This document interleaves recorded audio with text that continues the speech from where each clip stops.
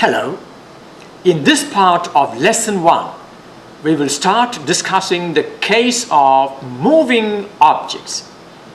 In fact, the first part of physics, which is called dynamics, is the study of motion. Now, what does motion mean? How do you know if an object is moving? Is there any way to tell if one object is moving and another object is not moving? What is the test of motion? Alright, let's have a look. Well, we see moving objects all around us and we think we know what motion means.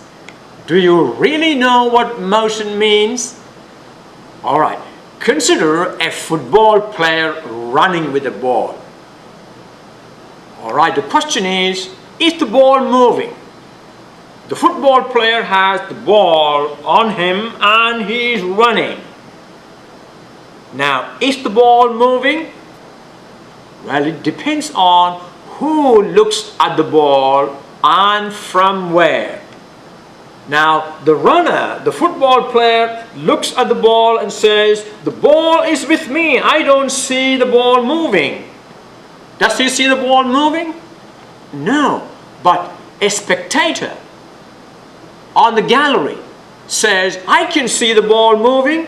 I saw the ball was at this point some time ago, and after some time I saw the ball at another point." The only way the ball can change from one point to another point is that it moved. So, you see, the football player looks at the ball and says, "I don't see it moving." But a spectator looks at the ball and says, "Yes, I saw it moving." Now, an object may appear to be moving to one person, whereas it may not appear to be moving for another person. Now, when you sit on your chair, you say that you are not moving. But suppose there is a person on Mars. What does he see? He sees you going around the sun at a neck-breaking speed. He says you are really moving. Then the spinning of the earth makes you go round and round. You are actually moving. But you say you are not moving. Now, is motion a complicated phenomenon? Well, you see, motion is a complicated phenomenon. I want you to have a look at an animation. I will be showing you many animations and illustrations, and all of them are taken from the web. I would like to acknowledge here that none of them belongs to me. They are all taken from the web, which are available for public, and they are available for use in the classroom. So let's take a look at one of them. This animation is taken from NTNU website. I want you to watch the various objects in motion here. There is a river flowing down. There are boats in the river, a raft in the river which is not powered. The boats are powered. These are simply rafts which runs with the river. There is a man walking on the river bank. Now look at the river bank. There are bushes and plants on the river bank, and if you look at them, you know if the bank is moving or not. So there are many things moving in here. Alright, now we are looking from outside and see all these things. Tell me, what will be the kind of motion you will see if you jump into the river? If you look from the river, what all you need to do here is take your mouse into the river and click there. Well, you can see, I am now looking from the river. What do you see? The river bank is moving backward, and the boats seem to have slowed down. And what happened to the raft? The raft is at rest. Can you tell me what's happening here? Some time ago when we looked from outside the river, we saw the river moving, the river bank at rest. Now when you look from the river is at rest, the river bank is moving backward. Where's the man going? You see, the person on the river bank is moving west now. Previously he was moving east. Alright. Now tell me, what happens if I go and observe from the boat? I'm now going to go into the boat and see what happens now. When you look from the boat is at rest. The river bank is now going backward at a tremendous speed. Look at the river. What is the direction of flow of the river now? The river is flowing backward. Isn't it amazing? Motion is such a crazy thing. You see? So, who is moving and in what direction depends on who looks from where. Alright, let's go to the river bank and look from there. Can you tell me, what do you expect when you look from the river bank? Alright, let's go to the river bank. There you are. When you are on the river bank, you see the river bank at rest. The man on the river bank is moving east. Can you see him moving east? Well, he will come on the screen very soon. There he is. He is moving east. On the boat, the river is flowing down. You can see those yellow things there. The boat, you can see the raft. The motion of the raft actually indicates the motion of the flow of the river. Okay, now did you get it right? What happens if I now go and sit on the shoulders of the man and then observe from there? In other words, make that man the observer. There you are.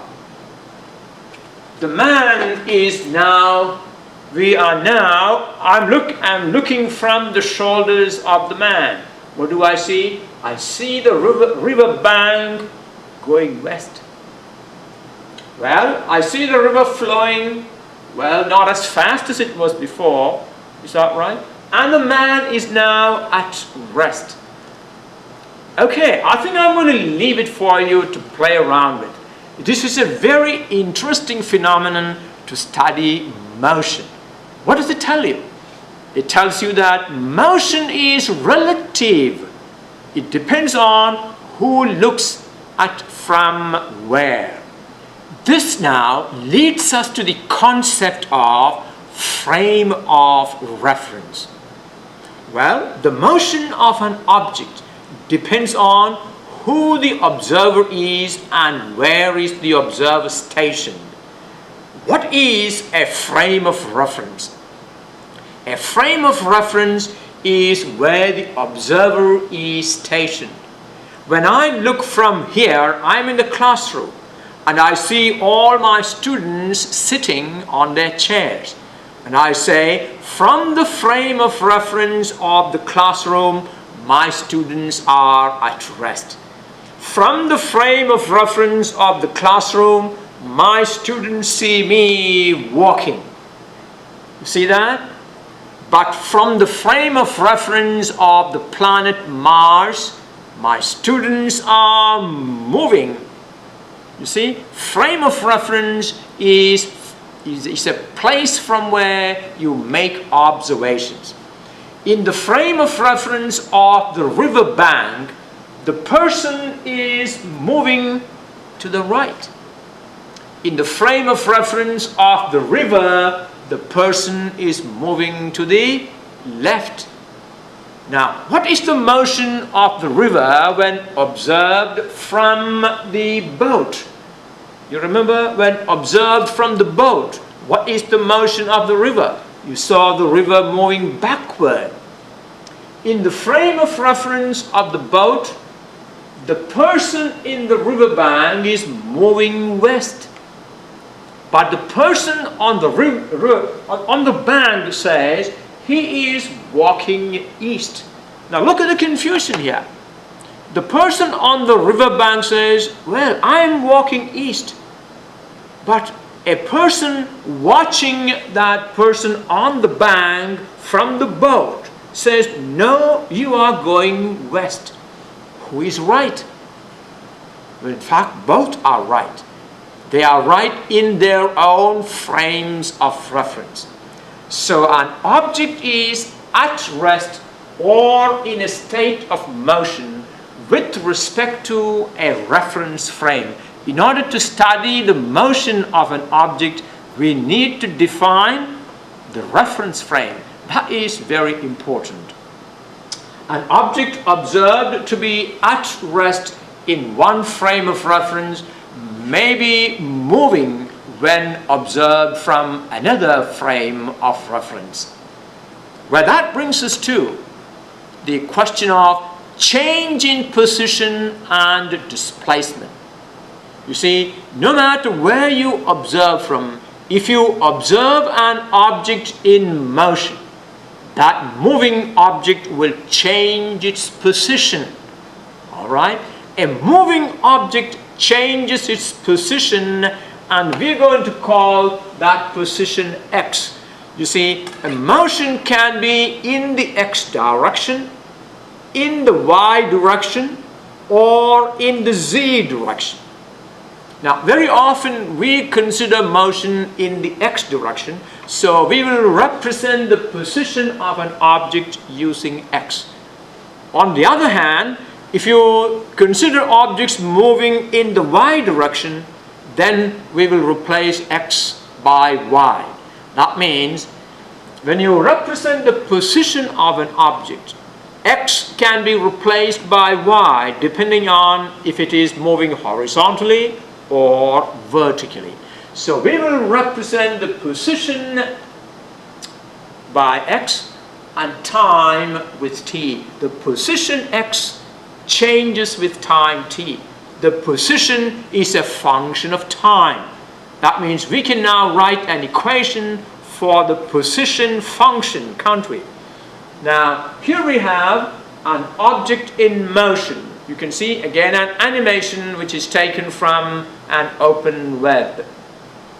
Now, an object is in motion. Its position changes with time. You can see as time changes, the position changes. Now, let's take a specific example. The position x of the car changes with time t. Let the position of the car be x1 when the time is t1. Alright, here I'm going to put a car. There is the car. Its position is x1 when the time is t1. And the car is at x2, there you are, when the time is t2.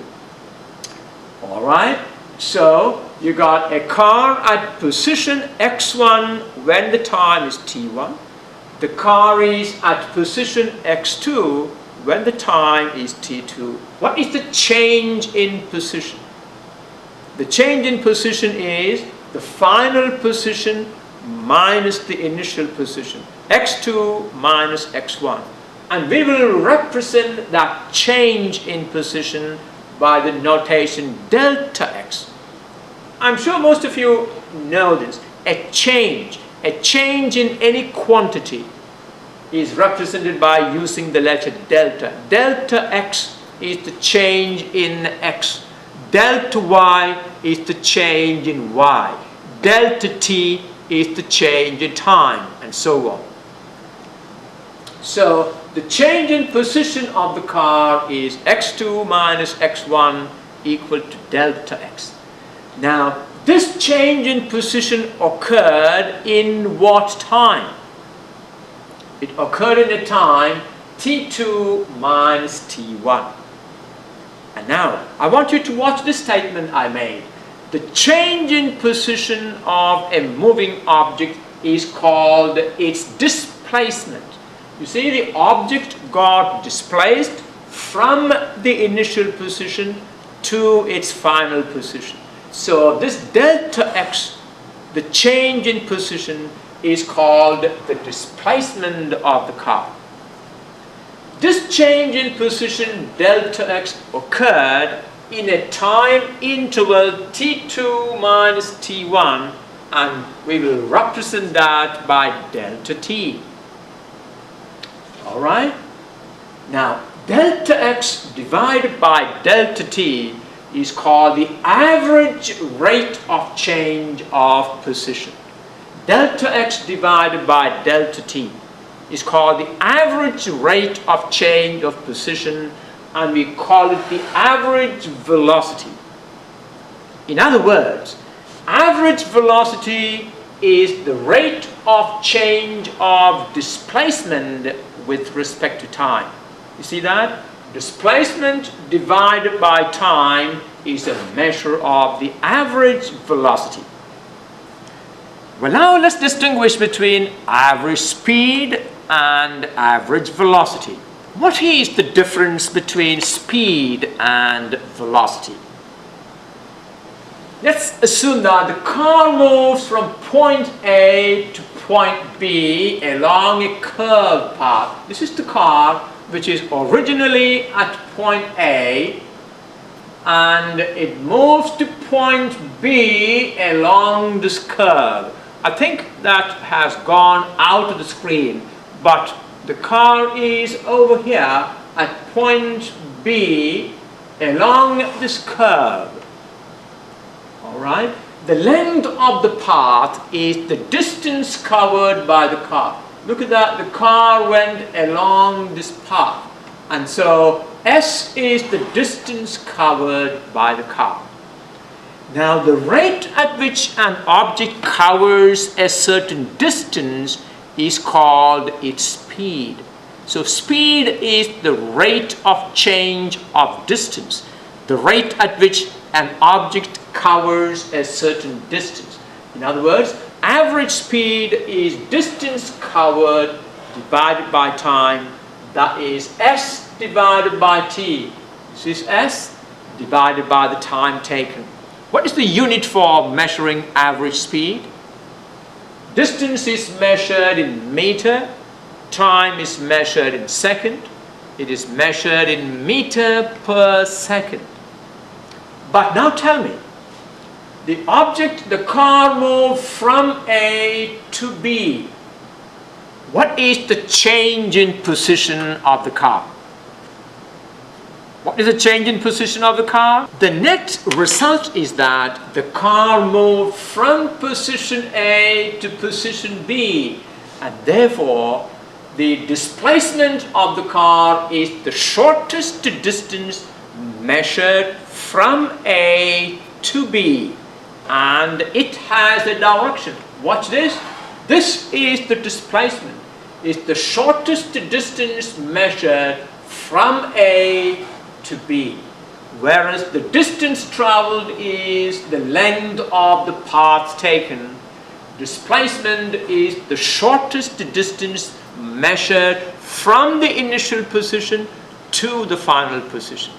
Now you notice that displacement has a direction from the initial position to the final position.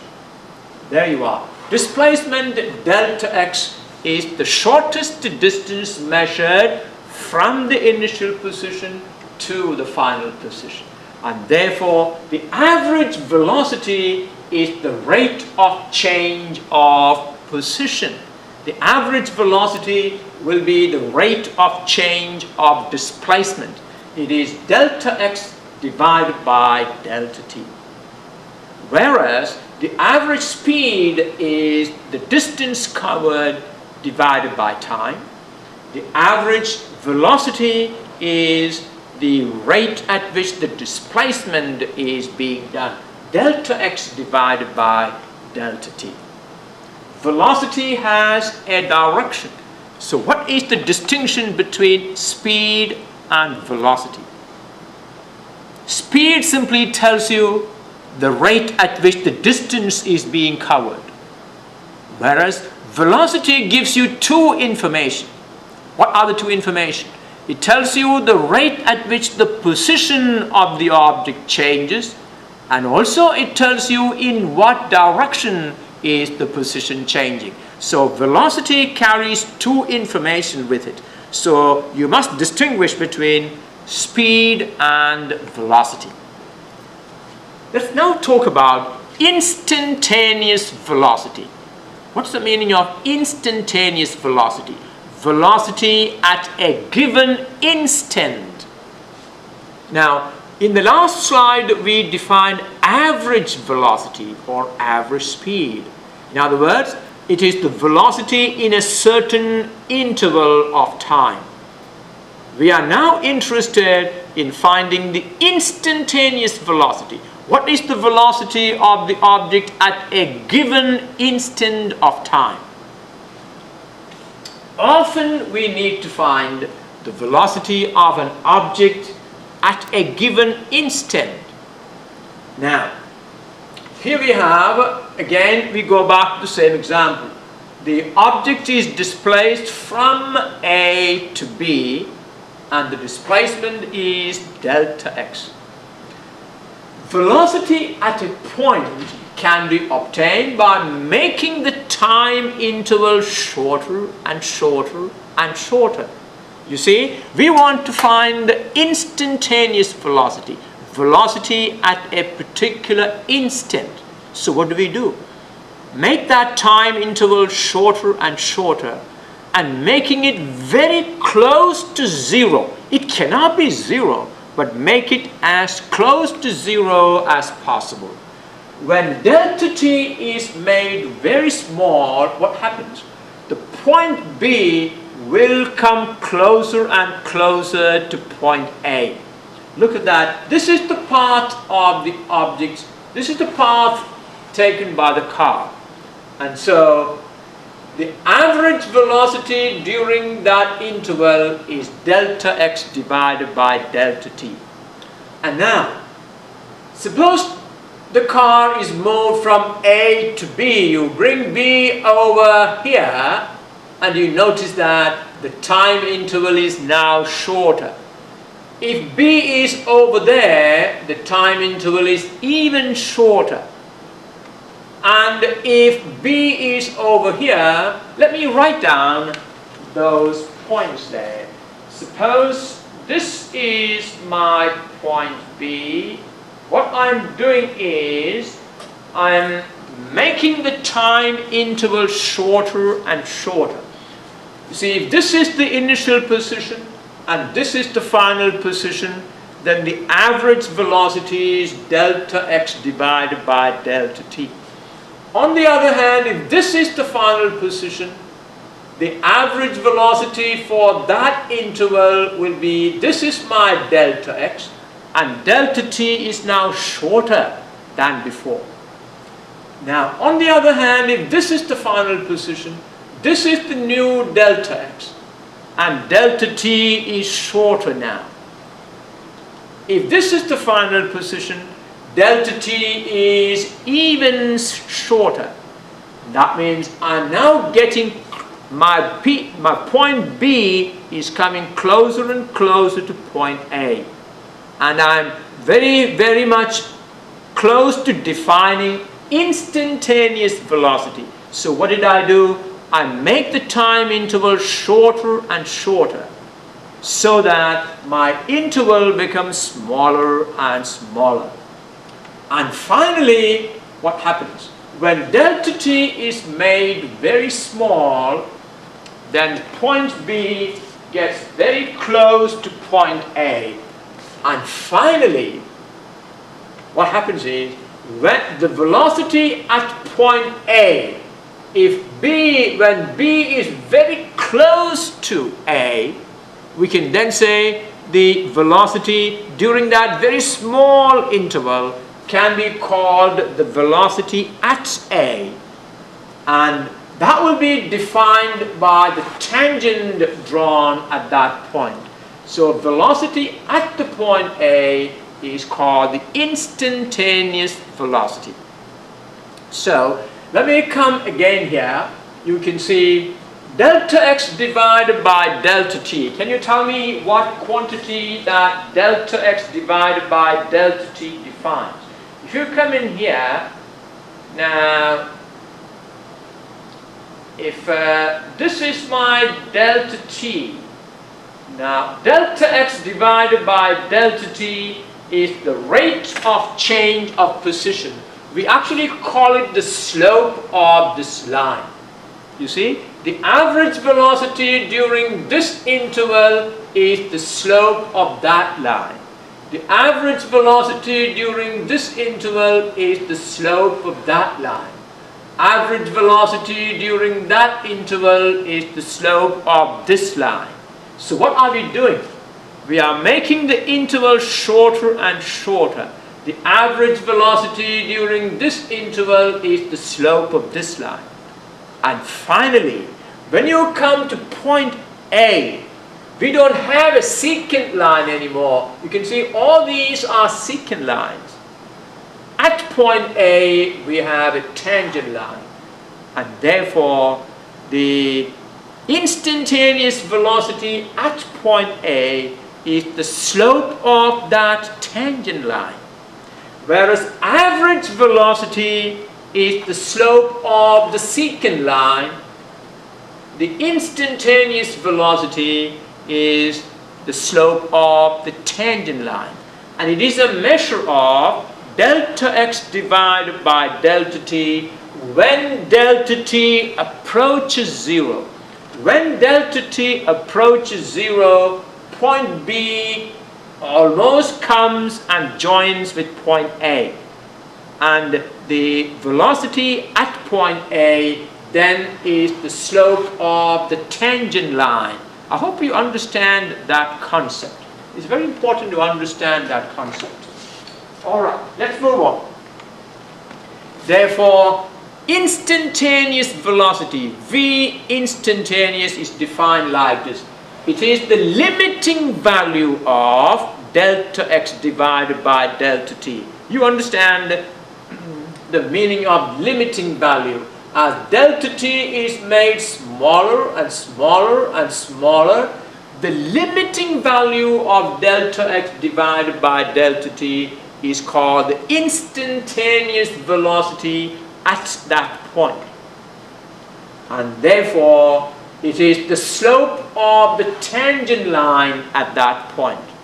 And those who understand calculus will call it the derivative of the position function. If you are not doing calculus, you don't need to worry about it. But understand it as the velocity at A, the instantaneous velocity at A, is the slope of the tangent line at that point. Okay, I think I have an animation showing that concept. Here, you can see delta t gets closer and closer to 0, and the secant line becomes a tangent line. Average velocity in an interval becomes instantaneous velocity at a point. You see that? The slope of the secant line is a measure of the average velocity. And tell me, when does the average velocity become the instantaneous velocity? When the time interval is almost 0. When point A and point B are almost one on top of the other. You understand the difference between instantaneous velocity and average velocity. It is very important to understand that concept. Therefore, if you draw a graph of displacement against time, in other words, position of the object, draw a graph of position on the y-axis and time on the x-axis, then the velocity, if the velocity is a constant, you will get the graph a straight line. And the slope of that graph will give you the constant velocity. You see, if the velocity remains a constant, then only the line will be a straight line. So, displacement against time will be a straight line if the velocity remains a constant. And the slope of the displacement against time graph will be a measure of the velocity. On the other hand, if the graph of displacement against time is a curve, then the velocity changes from point to point. Here you have the velocity changes from point to point, and watch this carefully. If this is my point A and this is my point B, then if I draw the straight line there, this will be called a secant line. The average velocity between these 2 points will be the slope of the secant line.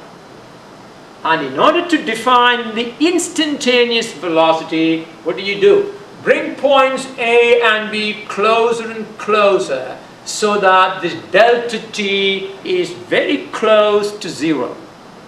And then the limiting value of delta x divided by delta t will be then the slope of the secant line, the slope of the tangent line at that point. You see that? Instantaneous velocity is the slope of the tangent line. Now understand the difference between average velocity and instantaneous velocity. Okay, I think we can now use these concepts to solve problems. Before we start solving problems, I would like to demonstrate to you the difference between average velocity and instantaneous velocity. What I'm going to do is I'm going to run this car from an initial position given by this photo gate to the final position given by this photo gate. Now, when the car, you can see I have placed a little splinter here. When the car moves through the photo gate, it will disturb or block a beam of light that will then start this clock. And when the car reaches the second gate, this clock will stop. In other words, it will measure delta t, the change in time. And we know delta x, and if you know delta x and delta t, we can find the average velocity. Is that right?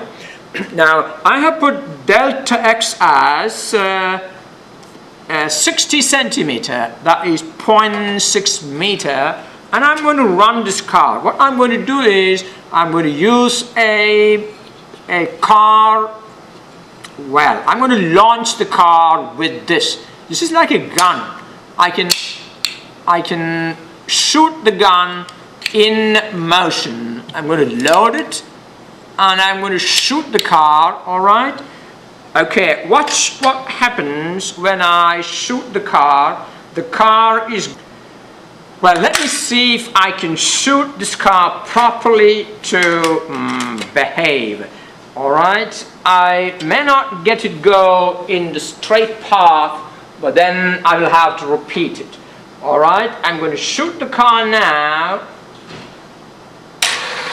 There you are. So, well, apparently the clock didn't start. Is that right?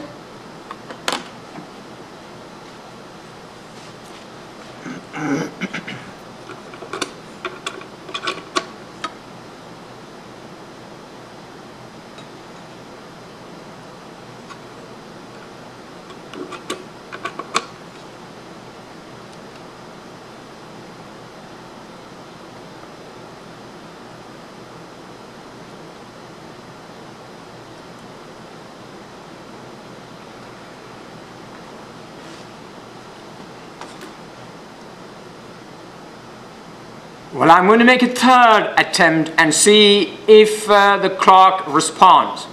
All right, now what does that time interval tell you? 0.0169 is the instantaneous rate of change. In other words, this is my delta x that is very small, and this is my delta t, which is very close to 0. So the instantaneous velocity will be this time delta x divided by delta t, where delta x is the width of the splint and delta t is this. Is that right? So you can see we brought the interval closer and closer, making delta t very, very small. And now we made that delta t so small that during that delta t, the displacement is only the width of the splint. That means A and B are almost on top of each other. This is the meaning. Limit delta t approaches 0, delta x over delta t is the instantaneous velocity of the car. Now, let's see if I move the car in there with the splinter, we can measure the instantaneous velocity. And there you got. Now, the width of this is about 0.5 centimeter and the time taken is 0.0107 second. So what is the instantaneous velocity here? I'm going to leave it for you to calculate. Well, I hope you got some idea of the difference between average velocity and instantaneous velocity. A simple problem. Well, the problem goes like this. The position of an object is given by the function x of t equal to negative 4.9 t squared plus 15. What is the velocity of the object 5 seconds from the start? At the instant when the time is 5 seconds, what is the velocity? We are looking for instantaneous velocity. Now, what is the definition of instantaneous velocity? Instantaneous velocity is the limit when delta t approaches 0 of delta x divided by delta t.